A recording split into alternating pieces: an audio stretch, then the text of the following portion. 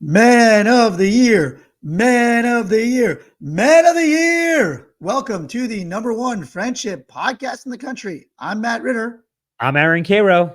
Guys, go check out our YouTube. It's kind of blowing up there. And go to manoftheyearpodcast.com for some of our summer swag. Hero, before I get into this week's topic, I just have a question for you. Do you ever see people running in your neighborhood and they're doing something with your arms that just are like not a normal running motion? I can't, like, they're flailing. Like there are a couple of people, there's a lot of runners in my neighborhood. And then like, I don't know, when you see a lot of people running, you start just noticing the way they swing their arms. But there's this breed of person that keeps the arms like tucked as they run, like alligator arms, like this. Have you Oh, seen these people? yeah. Yeah. The alligator tuck. I'm just curious, what is the reasoning behind the alligator tuck? Is this some sort of aerodynamic thing, or do they just not know that you're supposed to let your arms move when you run? Yeah. They almost like, looks like their hands are wet and they're kind of drying them off a little Yes, bit. yeah, yeah. Yeah. They're like, the dry, I'm dry, I'm dry. Yeah. I think that's just people have different running styles. Right. Is that the craziest running style? Well, I thought you were going to say, remember the classic Seinfeld where Molly Shannon doesn't move her hands when she walks? She doesn't move her hands at all. She doesn't move her Is hands that at all. weirder? Is it weird? Well, can you run? Can you run and just leave your arms? Some people probably just run and leave their arms to the side, but the alligator tuck is, there are two people in my neighborhood that do the alligator tuck. And I wonder, do they like, when they see each other, do they do some sort of tuck acknowledgement? By the way, you know that when I do my Saturday morning 5 mile run, when I pass somebody that you do like a nod, like you do like When you're you running. pass? Yeah, it's pretty cool. Yeah. By the way, Phil Rosenthal was walking by the other day, guest of the pod, friend of the Yeah, pod, and he was on his phone, and me and Jess and Brenner were walking in the stroller, and he was like right behind us, and we're kind of walking at the same pace. And then he just did that thing where he like sped walked around us because it was ridiculous for him to be yeah, walking like 2 paces behind us. yeah.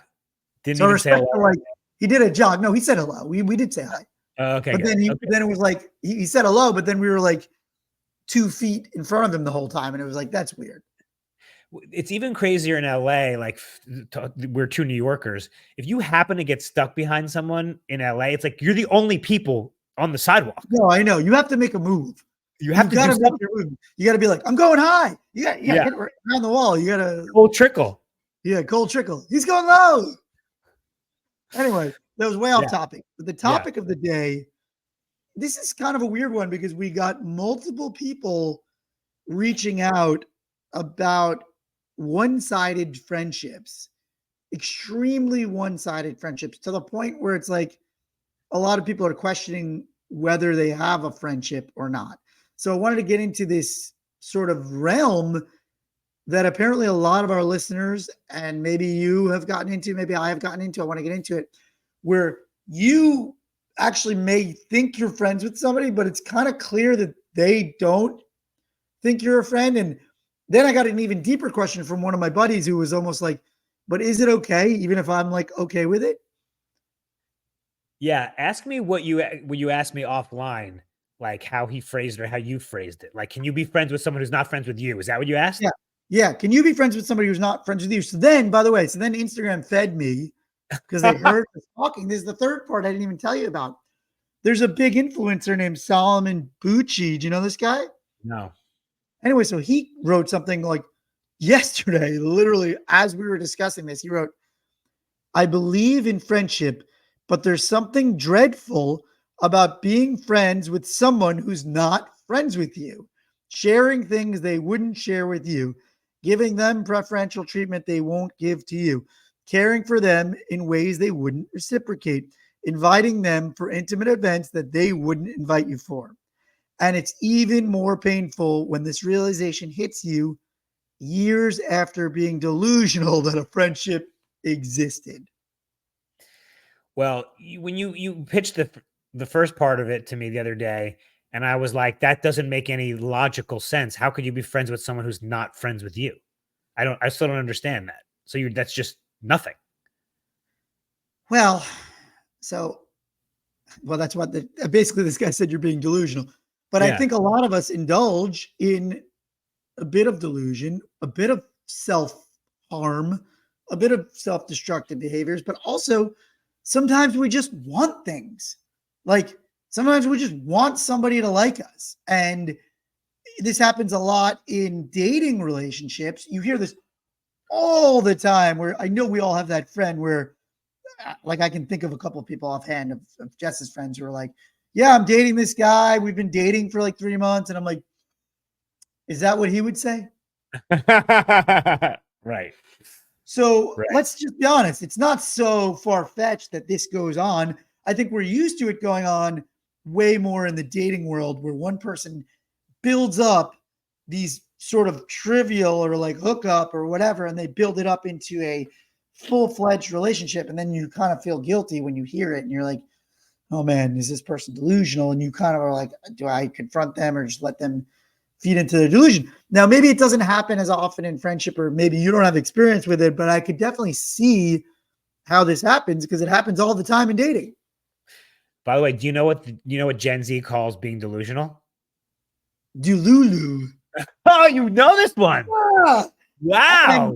and I told Jessie it's the first time that I knew something she didn't because I'm on TikTok more than her. And I'm so I shook. said it. So I said it to her. I go, Jessie, that's so Delulu. She goes, Delulu, I like that. Matt, I'm really impressed. Yeah, TikTok. Oh man, it's rotting our brains from the inside out. No, but Delulu, I love. Delulu is one of the greatest Gen Alpha edition I've ever heard in my life. Why do you like what? Just like the mouthfeel of it? Just the way it rolls, rattles off. Also, it's so cruel. She's so Delulu. Because it's kind of cuckoo plus. Yeah, it's saying like, right, it's saying like, oh, you go to the loony bin, you know, like to somebody who's in therapy, you know? Like it's Man. so mean. But part of me thinks Delulu. Part of me thinks that being Delulu in a romantic setting is actually a little bit more normal, and I can understand it more than a friendship setting. Because at least if you're hooking up, at least you're like it's spending some time with them. I mean, you know my favorite movie of the 90s.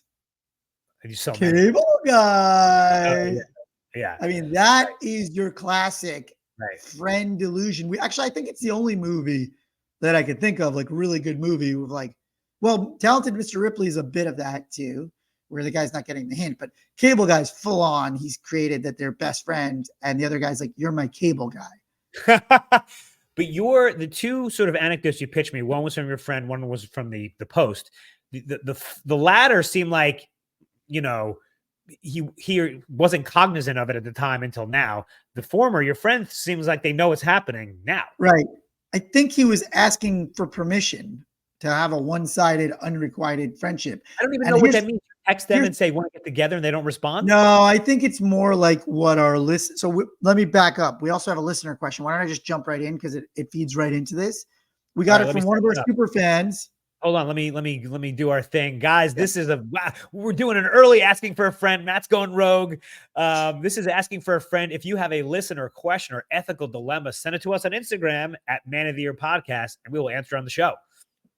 So this is from one of our super fans, Armando. He said, howdy, I know it's been a while since y'all have heard from me. We miss you, Armando.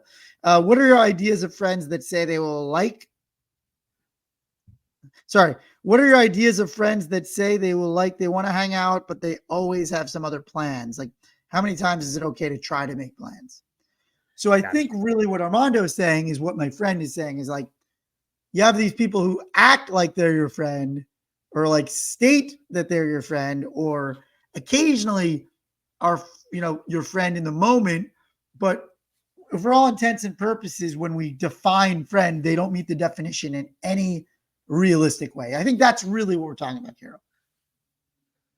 You know, I'm going to backtrack a little bit because I have something going on right now, to be honest. I have a buddy who didn't come to our holiday party, who didn't come to our Netflix as a joke show, and who didn't come to my birthday.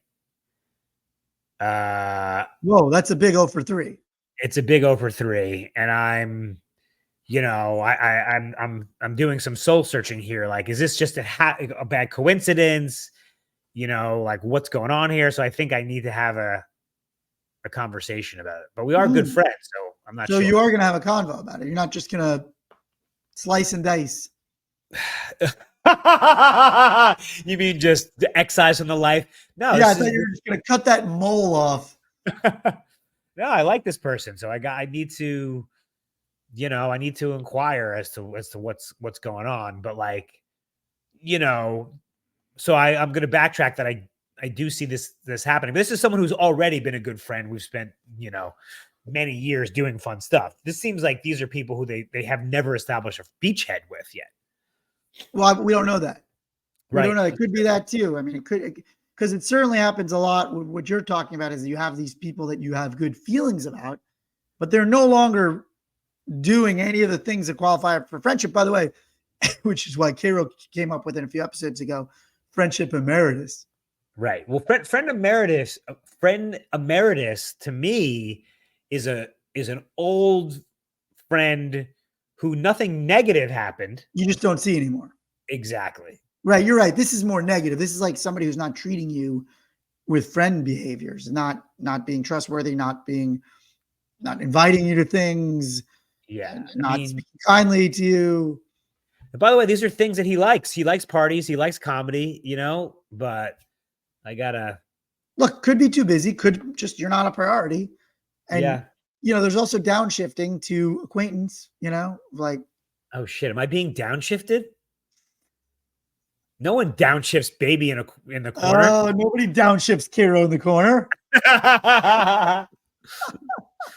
Nobody acquaintances me. But it's still, I like to tackle what your buddy said and what the questioner said, which is someone who never hung out with you in the first place. I don't think it's healthy. I want you to take the other side. Maybe you No, will. Like, so this is the equivalent of the delusional Delulu relationship world, right? In yeah, the Delulu relationship world, it usually happens that somebody gets like a hot and heavy hookup or two, and then they just immediately think that it's something more than it is. And they right, just invent this whole thing, and then they start lying about it and deluding themselves and their friends, and just a full-on Delulu life together.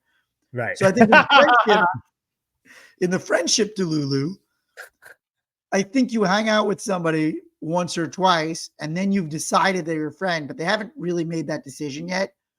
And now you're just in this thing where like you keep trying to get together and you keep trying to get together and it's never happening.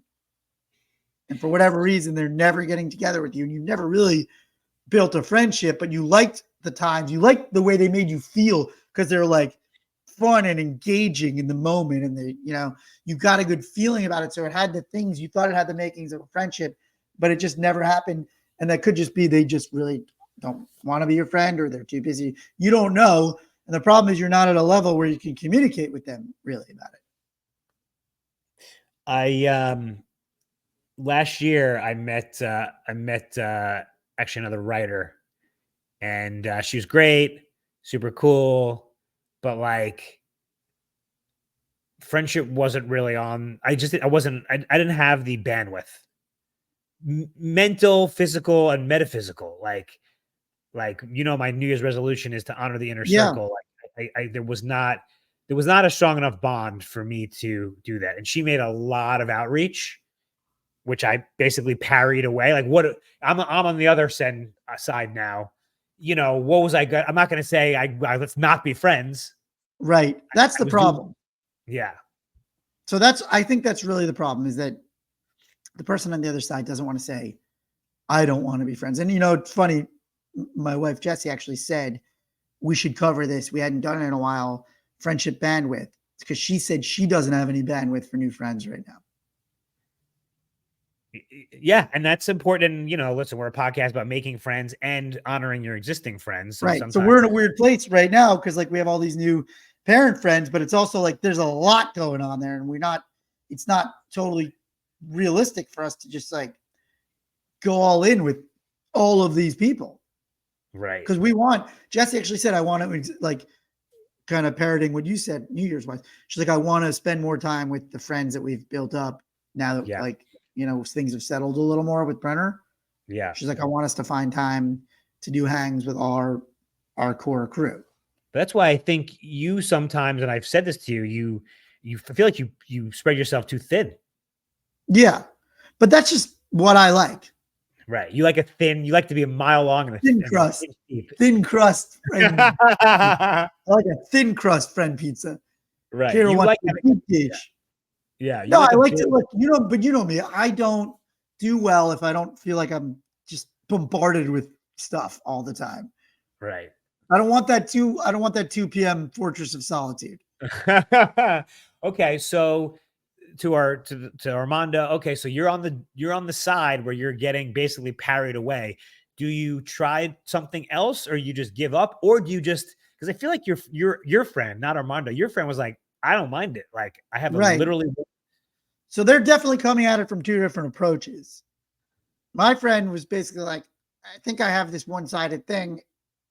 Can I have permission to do that? but what does that mean? What is he? Is it a he or It means she? that person never reaches out to you ever, never makes an effort. And you do, and you invite them and you like having them around. I think Oh, that's what it means. so they do sometimes come. I think so. But I think it means like that person never takes the initiative. It's like fully one-sided. And like Because you know, they're not confiding in you and you're not like their close friend and you know. hmm, that's interesting. So if they do hang out and they are fun, uh Basically saying there's a power imbalance. Is that okay for him to choose to be on the receiving end of like, or not the receiving end, like just on the giving end? I just want to direct our Can, listeners to can he basically give and not receive? Is right. that okay? It's something we've never actually gotten before as a question. Well, we have to, I was going to say in episode 30, we talked about bidirectionality, which is like trying to be ambidextrous, meaning Well, like I've having, said friendships are never 50-50. yes, but let's say 60-40, you know? And I think it's really interesting that you say that. And I think it's accurate that no friendship is, I mean, our friendship's like real close. If, No, but you I'd know, always, even so, in between, it's always oh been yeah, a shit. 100%, You know? 100%, 100%. So I don't, if this person's a fun hang and you want to invite them to a larger thing and they come and they have a fun, like, okay, that's just not a good friend though. That's just a Yeah. fringe friend. I think so. I think you have to establish boundaries with yourself because if you're doing this, you got to do it because it serves you. So I actually am okay with my friend saying like I just want to invite this person places. I want to do stuff with this person, even though they don't want to do stuff with me. If you are okay with that and it's not hurting you, like I just want you to make sure you're not exposing yourself to somebody who doesn't care about you. So I agree with you. If it's like, oh, I like this person when I go to these certain things, I like having this person around. They're fun, you know, whatever, good time, Charlie. Because I say, you know, it's okay to have a concert friend. Right. You know, if this person never calls you, but you just call them when you want to go see Pearl Jam and that's it, I personally say that's okay. I mean, you could disagree with me, Kara, but I say that's okay as so long as you're not sharing intimate things because I don't want you to be vulnerable to a person that doesn't respect your vulnerability or appreciate it. You know, I'm coming around because, you know, we've talked a bunch about the couple that I met at the gym that they came to the holiday party. They're great. They've never invited me to anything. I'm always like shooting because they're fun. They're cool. Like I Mm-hmm. know we're not like gonna be Right. boys. So I guess, but I'm like totally fine with that. I'm not gonna confide in them. So a one-sided, as long as you're like, I think maybe it's okay. I'm coming around. Maybe. Yeah, I think we just have to establish a little bit more ground rules. If you're going to be in a one sided relationship, make sure you understand you're in one first and foremost, Yeah. and make sure you're not trying anymore. It's like, I understand in the early stages, like, oh, I'm trying, I'm giving this person a chance to reciprocate. But if Yeah. at some point it becomes clear that's not what they want, then you got to say to yourself, all right, they don't really want to be my friend. Why am I intent on pursuing this person? Like, are there not other friends in my life that fill me up in a better way that could do these things? If the answer is no, okay. If you're aware and you're cognizant and you're not opening yourself up to heartache and disappointment, we're all adults here. Yeah, I would say because we talk about building diversity in our friend group, and by diversity we mean, you know, close friends, far friends, you know, concert friends, whatever. Having, to your point, Matt, having a utility friend, a concert friend, a fringe friend, keep that in your wallet, in your holster, and then let's go out and try to make a close friend. Quality friends. Yeah. And to Armando's question, like how many times is too many times? Like if you're asking the question, it's too many times. If only just for some like, I'll invite people to things a few times. I recently had my birthday, and as you know, like I do my inventory, my friend universe. I literally have a spreadsheet of my friends. If they didn't come 2-3 years, I drop them off. Right. But I'm not hitting them up every week. Like you want to get lunch and they don't respond. Right. I mean, I think you just there isn't a hard and fast rule, but I mean, if you're consistently asking somebody for plans and they're just not responsive or saying yes and flaking, like that's not friend behavior. They're not a friend. Right. You can put them in that bucket of low effort fringe friend, like we're talking about, but that's it. That's really where you got to draw the line. Like, don't get into Delulu world. Do we answer Armando's question? I think we did. So I think so in summation, go for it, but have your wits about you. And thank you, Armando, for another great question. This was asking for a friend. If you have a friendship question, send it to us on Instagram, and we will answer it on the show. So Matt, this has actually ended up being a very robust topic. I mean, my mind is racing because can you just expand a little bit about what you were saying? Because I think it's really smart that no relationship is 50-50. Well, I think the goal of friendship is to feel respected and treated like an equal and a peer. We were just talking about this with Anna on another episode. To feel like you can be vulnerable with somebody and share with them and have some sort of consistency. The problem is, like me and Caro is a great example. I am a little bit more all over the place. Caro is very type A, very organized. So like just naturally, that's going to lead him to be more organized in our plan making, right? Like just, if you're just looking at friendship through that prism, like that's just the way it's going to be. Now, does that mean that you don't feel we have an equal relationship because in that aspect of our friendship, like, okay, he's probably a little more on top of things. Like, I don't think the answer is that doesn't make our friendship bidirectional. It just means like not every aspect is going to be 50-50 and that's okay.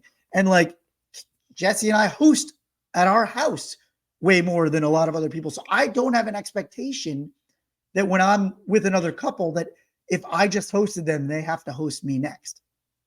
But I think also, and by the way, we've talked about planners and fanners when you travel with your friends. Some people do the planning, some people just fan themselves and ask for the Venmo. I think where we are very equal is care for each other. And I think that's probably more important. Yes, obviously some people don't throw parties and some people do, but like in the vulnerability category, I think it's pretty. Yes. And I think that's the most important one. I agree with you. Like you want that one to be, you want to be able to share the good and the bad with that person, but you also don't want to be sharing and then not have them share with you ever. Well, and we've talked about this many times.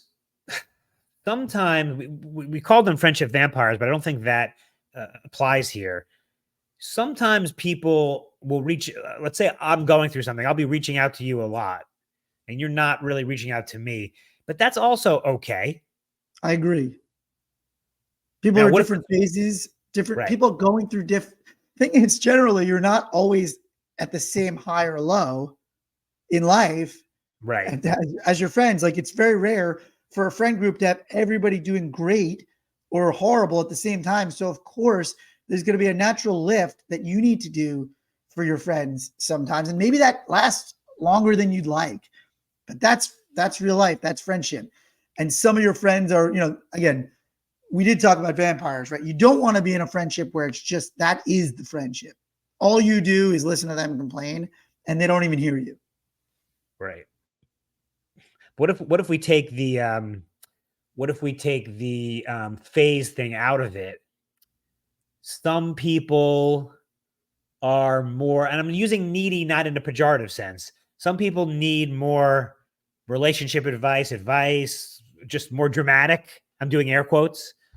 That also I don't think is necessarily I'm with you because those are different roles in friend. Like everybody is who they are, right? Like Right. some people are the advice giver of the group. Some people are like, I've got all this crazy drama. And if that friendship works, great. I think it's more like, does this dynamic work for us? Does the flow of feelings, information, care, consistency, effort, if you take the totality of that flow and it feels fair, forget about 50-50, but like, is this person treating me the way I want a friend to be treated? And if your dramatic person loves you to death and you know they'd be loyal as hell to you and like the first person you can call in an emergency, but you have to spend most of your time like talking through their stuff and you're okay with that, to me, that's an equal friendship.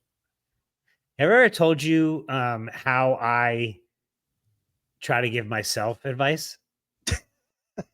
Caleb, Your I love face. the idea. I just picture like you going through your social inventory and you're making a score for everybody of their advice ability, you know, like Matt 70, Jess 80, whatever, blah, blah, blah, Kojo 40, you know, and then at the end of the day, you've gotten to everybody and then you go, and then you're like, and then you start typing your own name in and then you're like 98. And then you're like, you know what, forget it. And you just delete all the numbers in your phone.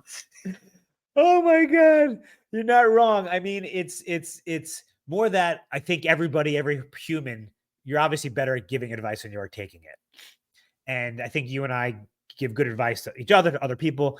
So sometimes when I'm just not sure what to do, I'll talk to myself and I'll try to Okay. advise myself if it was you. Give me an example. I love this. I would be like, I think the other day, You I was say it like, out loud. You're not like in your head. You're saying you say it out literally loud. out loud. Like, should I email this producer? Well, like, what are you hoping to get out of it? Like, you know, what happens if they don't respond? You know, are you better to preserve some optionality? I guess kind of like talk it out. Yeah. And You could call me, you know, if you need. By the way, no, but I do the, by the way, to be honest, I do the same thing. honestly, it's more on me, I think, than on anything about you. I'm like, why don't I just call you or any of the 10 friends that Yeah. who I No, don't know. I do the Sometimes same thing. I do definitely talk things through, but I try to do it with my partner. We got to get this guy as a spouse. I love it. What did we learn today? You know, this was a kind of a big one. I think this is a maybe we need to like go back to this more frequently because I'm realizing that there's a lot of people that are in, you know, on equal one-sided relation. That's a big portion of our listener base who's struggling with. It's not just, oh, I need to make new friends or, you know, my friendships are falling apart. It's like I'm in these gray zones and I don't know what this thing is that I'm in. Am I even in a friendship? Is this person treating me like a friend? And if they're not, like, what do I do about it? So I think we learned that we need to assess those situations and assess what they're, if they're serving us and why we're chasing other people the same way. Like if you're in a relationship and it's unrequited, why am I chasing this guy or girl? Why am I doing that? You know? In a future episode, we have to come up with a term for this. Like this, in dating, it would be a situationship. You know, in friendship, it's like a something ship. We got to figure out. I like it, Kiro. I know you'll come through. I'm on it. And then also I'm to me, what blew my mind is it's actually more common. I was like, who would ever do this? I'm like, oh wait, I'm in like 3 of them right now on both sides. We call him Delulu, Kiro. I'm Delulu and I'm Delulu. Guys, thank you so much for listening. We really appreciate it. Always remember, be good to your friends, be good to yourself, and be good to your friends. Love you, buddy. Love you, buddy.